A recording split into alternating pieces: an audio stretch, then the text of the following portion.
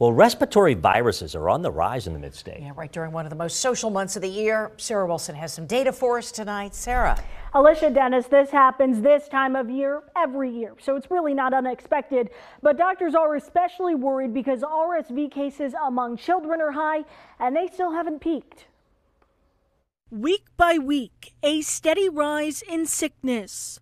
The Midstate, a particular hotspot. Nearly 4,000 new flu cases across the state this week alone. COVID cases also on the rise. RSV climbing the fastest. We've had very high levels of capacity. UPMC infectious disease specialist Dr. John Goldman says his hospital is feeling the effects. Data from the Pennsylvania Department of Health confirming that, showing cases in the Midstate are high and mostly impacting young children. It is resulted in a lot of pediatric hospitalizations, a lot of pediatric intensive care units. Experts fear infections may only get worse as we head into Christmas. It takes about 2 weeks to get full immunity, but if you get your RSV, COVID, or flu shot now, you will be near full immunity at the time you start to gather, and you will be at full immunity by the time you toast the new year. The majority of adults and kids are eligible to get the flu and COVID vaccines. The same can't be said for RSV, which is short in supply.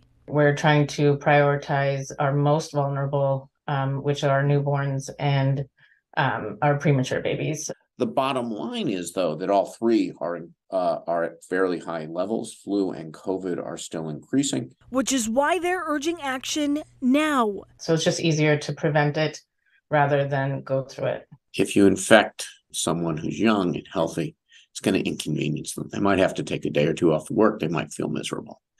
If you infect someone who's older, has more medical problems, you may end up having them land in the hospital and you may have them die. This is the first year the RSV vaccine is out, which is why doctors say there's a supply issue. That vaccine is recommended for infants younger than 8 months and anyone over 60. Dennis, Alicia.